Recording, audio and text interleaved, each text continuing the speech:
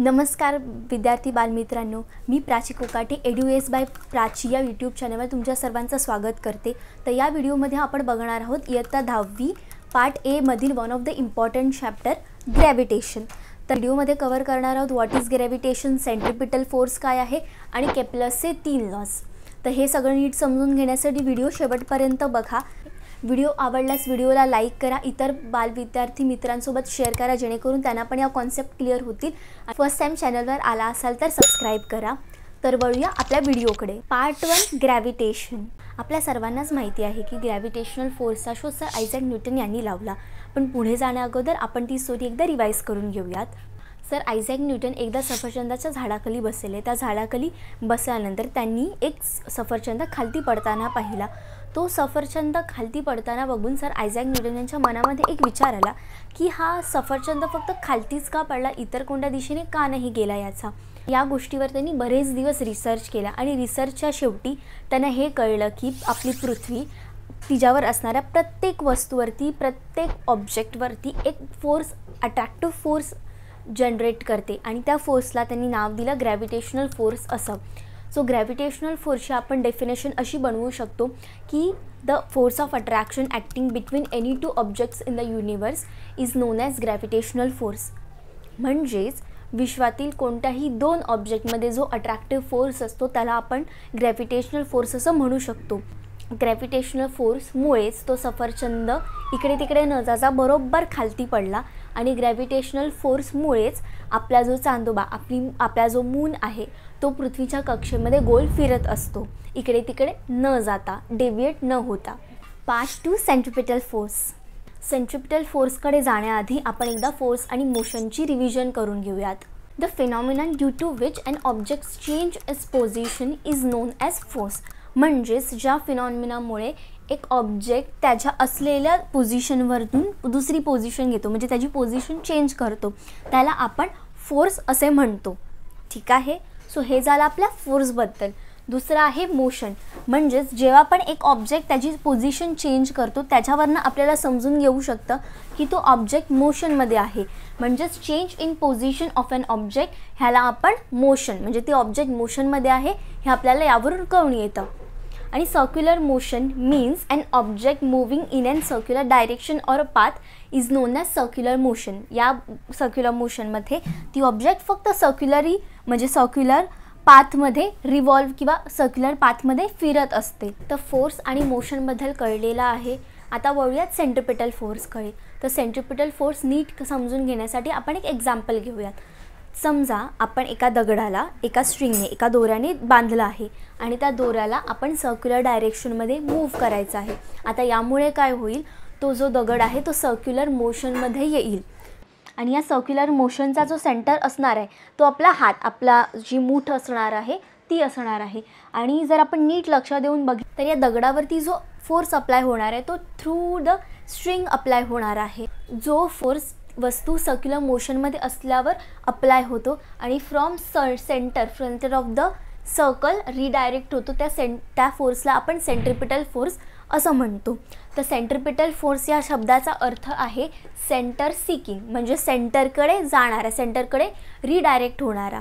आता सेंट्रिपिटल फोर्सबद्दल कळलेलं आहे तर त्याची एकदा डेफिनेशन पण बघून घेऊया। A force which acts on an object along a circle and it's directed from the center of the circle is known as centripetal force. Part 3 Kepler's law. Gravitation काय आहे हे कळलं, सेंट्रिपिटल फोर्स काय आहे हे पण कळलं। आता वळूयात केप्लरच्या लॉकडे। पण केप्लरच्या लॉकडे जाण्यापूर्वी एक्लिप्स काय आहे हे समजून घेऊया। जेव्हा आपण कोनला इन्क्लाइन पोझिशनमध्ये कट करतो तेव्हा आपल्याला हा एक्लिप्स शेप मिळतो। एक्लिप्सला जर बघत असाल तर हा जवळपास ओव्हल शेप वाटतोय, अंड्याचा शेप वाटतोय, पण एक्लिप्समध्ये आणि ओव्हल शेपमध्ये एक इम्पॉर्टंट फरक आहे। अंड्याला एक निमुळता भाग असतो, जर तुम्ही एक्लिप्स शेप बघता तर त्याला कुठेही निमुळता भाग नाही आहे, त्यामुळे हे दोघं डिफरंट शेप्स आहेत। आणि एक्लिप्सला 2 फोकाय असतात। फोकाय म्हणजे काय आपण समजू शकतो सेंटरकडून, जसं की आपल्या सर्कलला एक सेंटर असतो तसंच एक्लिप्सला 2 सेंटर्स असतात। फोकस हा सिंग्युलर फॉर्म आहे आणि फोकाय त्याचा प्लुरल फॉर्म आहे। एक्लिप्स कळले, आता जाऊयात केप्लरच्या लॉकडे। Kepler's first law the orbit of an planet is an eclipse with the sun at one of the foci. म्हणजेच कोणत्याही प्लॅनेटची ऑर्बिट ही एक्लिप्स शेपची असते आणि सूर्य त्याच्या दोनपैकी एका फोकायवरती प्रेझेंट असतो आणि सूर्याच्या पोझिशनला आपण लेटर एसने इंडिकेट करतो. Kepler's second law, the line joining the planet and the sun sweep equal areas in equal intervals of time. So हा सेकंड लॉ डिटेलमध्ये समजून घेण्यासाठी एक सिनारिओ समजून घेऊयात. समजा की प्लॅनेट पोझिशन एवरती आहे आणि त्याला पोझिशन एवरून पोझिशन बीपर्यंत जायला 5 मिनटं लागतात. थोड्या वेळाने तो प्लॅनेट बीपासून पोझिशन सीपर्यंत आला, तर पोझिशन सीपासून पोझिशन डीपर्यंत जायला पुन्हा 5 मिनटं लागली. तसंच पोझिशन ईपासून पोझिशन ईपर्यंत जायला प्लॅनेटला पुन्हा 5 मिनटं लागली. म्हणजे हा जो टाईम इंटरवल आहे from A to B, C to D आणि ई टू एफ हा इक्वल आहे 5 मिनटाचा आहे. जर आपण प्लॅनेटच्या पोझिशनपासून एक लाईन ड्रॉ केली तर आपल्याला ही क्लोज फिगर मिळते. केप्लरच्या सेकंड लॉनुसार समजा टाईम इंटरवल सेम असेल तर एरिया बनते तो पण इक्वल असणार. म्हणजेच from Kepler's second law area ABS is equal to area CSD किंवा CDS काहीही is equal to area EFS. Kepler's third law, Kepler's law बघण्यापूर्वी त्याच्यामधले जे इम्पॉर्टंट टर्म्स आहेत ते समजून घेऊयात आधी.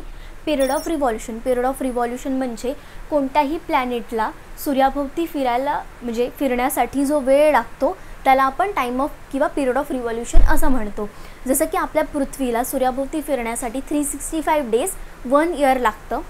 पिरियड ऑफ रिव्हॉल्यूशनला आपण लेटर टीने इंडिकेट करतो. सेकंड, मीन डिस्टन्स. जसं की केप्लर्स फर्स्ट लॉनुसार आपल्याला माहिती आहे आपला जो सूर्य आहे, सन आहे, तो दोनपैकी एका फोकायवरती प्रेझेंट असतो. तर सूर्याचं त्या प्लॅनेटपासूनचं जे डिस्टन्स आहे, जसं की 2 फोकाय आहे त्याच्यामुळे डिस्टन्स पण चेंज असणार. तर त्या दोन्ही डिस्टन्सचं जे मीन आपण काढतो त्याला आपण म्हणतो mean distance. So mean distance आहे त्याला आपण लेटर आरने डिनोट करतो. तर बघूयात केप्लरच्या third law. The square of the period of revolution around the sun is directly proportional to the cube of the mean distance of the planet from the sun. म्हणजे जो टी स्क्वेअर आहे तो directly proportional असणार आहे R क्यूबला. So हे proportionality sign काढण्यासाठी आपण इथे कॉन्स्टंट ॲड करूया आपल्या मॅथमॅटिक्सच्या रूलनुसार. So T square upon R क्यूबची जी व्हॅल्यू येते ती कॉन्स्टंट व्हॅल्यू येते, त्याला आपण केने पण डिनोट करतो. तर या भागामध्ये एवढंच. आय होप तुम्हाला ग्रॅव्हिटेशन, सेंट्रिपिटल फोर्स आणि केप्लर्स लॉबद्दल जे पण डाऊट्स होते ते सगळे क्लिअर झाले आहेत. सो नेक्स्ट व्हिडिओमध्ये भेटूया डिफरंट कॉन्सेप्ट इझी लँग्वेजमध्ये समजून घेण्यासाठी. तोपर्यंत कीप लर्निंग, कीप स्टडिंग. धन्यवाद.